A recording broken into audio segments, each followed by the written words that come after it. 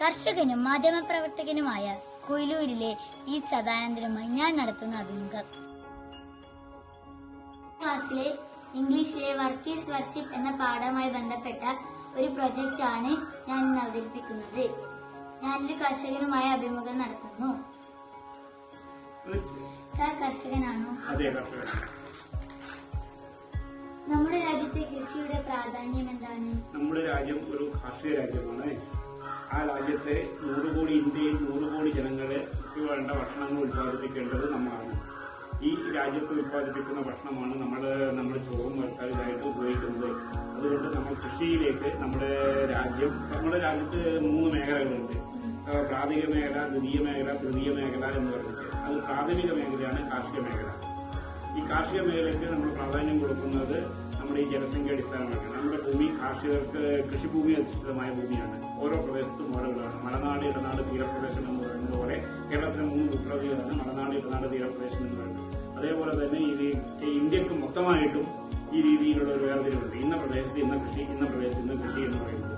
ആ കൃഷിയിൽ നിന്നാണ് നമ്മുടെ രാജ്യത്തെ 100 കോടി ജനങ്ങളെ നാം തീറ്റിപ്പറ്റുന്നത്. അതുകൊണ്ടാണ് ഇന്ത്യ ഒരു കാർഷിക രാജ്യം എന്ന് പറയുന്നത്.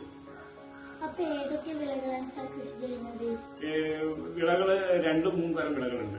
ദീർഘകാല വിളകൾ, ഹ്രസ്വകാല വിളകൾ എന്നൊക്കെ പറഞ്ഞ വിളകളുണ്ട്. നമ്മുടെ രാജ്യത്ത് ഭക്ഷ്യയോഗ്യമായ വിളകളാണ് കൂടുതലായി കൃഷി ചെയ്യുന്നത്. അരി, ഗോതമ്പ് ഉൾപ്പെടെയുള്ള പിന്നെ പച്ചക്കറികള്, ധാന്യങ്ങള്. അതായത് ധാന്യങ്ങൾ എന്ന് പറയുന്നത് ഗോതമ്പ്, അരി, അതോടൊപ്പം തന്നെ നമ്മുടെ പയറുവർഗ്ഗങ്ങള്, ഇതൊക്കെ പരുത്തി, ഇതൊക്കെ നമ്മുടെ രാജ്യത്ത് കൃഷി ചെയ്യുന്നുണ്ട്. ഈ വിളകളാണ് നമ്മുടെ രാജ്യത്തെ മുന്നോട്ട് നയിക്കുന്നത്.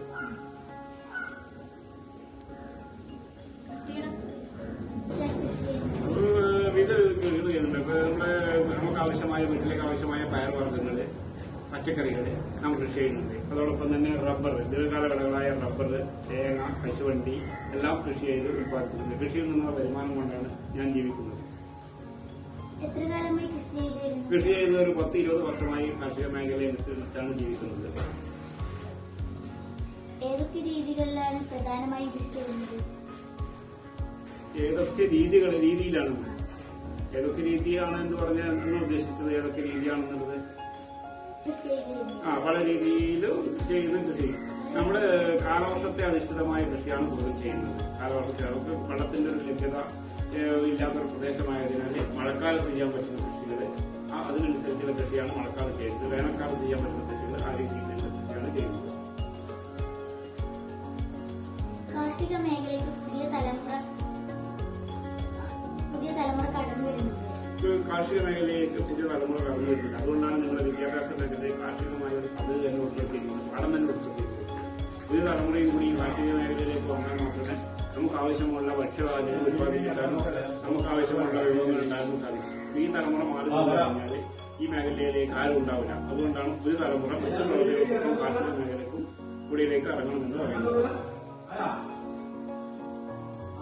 നമ്മുടെ കാലാവസ്ഥയ്ക്ക് അനുയോജ്യമായ നമ്മള് കാലാവസ്ഥയ്ക്ക് അനുയോജ്യമായ കൃഷികള്, പച്ചക്കറികള് മഴക്കാലത്ത് കൃഷി ചെയ്യാൻ പറ്റില്ല. അതിനൊരു ഇതുണ്ട്. കൂടുതൽ മഴയുണ്ടായി കഴിഞ്ഞാൽ പച്ചക്കറികൾ വളരില്ല. അപ്പൊ കാലാവസ്ഥയ്ക്കനുസരിച്ചുള്ള കൃഷികളാണ് നമ്മൾ പലപ്പോഴും ചെയ്യുന്നത്. ഇപ്പൊ കശുവണ്ടി മഴ കഴിഞ്ഞിട്ടുണ്ടാകുന്ന ഒരു വസ്തുവാണ്. തേങ്ങ നമ്മുടെ സംസ്ഥാനത്ത് തേങ്ങ ഏത് സമയത്തുണ്ടാവും. അത് ഒരു കാലാവസ്ഥയുടെ വ്യതിയാനത്തിന്റെ ഒരു പ്രശ്നം വരുന്നില്ല. കൃഷിയിലേക്ക് വരേണ്ട ആവശ്യകത എന്താണ്? കുട്ടികൾ കൃഷിയിലേക്ക് വരണം. പുതിയ തലമുറ കൃഷിയോട് താല്പര്യം ഉണ്ടാവണം. എന്നാൽ മാത്രമേ അടുത്ത നമുക്ക് ആവശ്യമുള്ള വിഭവങ്ങൾ നമുക്ക് ഉത്പാദിപ്പിക്കാൻ പറ്റും. കൃഷി ചെയ്യാനായിട്ട് ഒരാൾ ജനിക്കുന്നില്ല. എല്ലാവരും കർഷകരാണ്. ജനിച്ച ഓരോ ആളും കർഷകനാണ്. വിളകൾ ഞാൻ പറഞ്ഞില്ലേ, ഹ്രസ്വകാല വിളകളുണ്ട്, ദീർഘകാല വിളകളുണ്ട്. ഹ്രസ്വകാല വിളകൾ എന്ന് പറഞ്ഞാൽ പച്ചക്കറികള്, നമ്മളെ ധാന്യങ്ങള്, ഇതൊക്കെയാണ് ഹ്രസ്വകാലമായിട്ട് ഒരു 6 മാസം, 7 മാസം, 8 മാസം എന്ന രീതിയിൽ കിട്ടുന്നത്. ദീർഘകാല വിളകൾ എന്ന് പറയുന്നത് റബ്ബർ, കശുമാവ്, തെങ്ങ്, കവുങ്ങ്, ഇതൊക്കെയാണ് ദീർഘകാല വിളകൾ. കർഷകർക്ക് ആവശ്യമായ വിത്തും വളവും സർക്കാർ നൽകുന്നുണ്ട്. കർഷകർക്ക് ആവശ്യമായ വിത്തും സർക്കാർ സബ്സിഡി നൽകുന്നുണ്ട്. പക്ഷേ അതിന്റെ ഗുണമേ ഉറപ്പുവരുന്നില്ല. ആ ഗുണം പലപ്പോഴും കർഷകർ സ്വകാര്യ സ്ഥാപനങ്ങളിൽ നിന്നാണ് ഇത്തരം വിളകൾ വാങ്ങുന്നത്. അതുകൊണ്ടാണ് കർഷകർ പരാജയപ്പെടുന്നത്. അതുകൊണ്ട് നല്ല വിത്തുകൾ കിട്ടിയാൽ മാത്രമേ നല്ല വിളകൾ ഉത്പാദിപ്പിക്കാൻ പറ്റൂ. അതുകൊണ്ട് കർഷകർക്ക് സൗജന്യമായിട്ട് വിത്തും വളവും സർക്കാർ നൽകണം.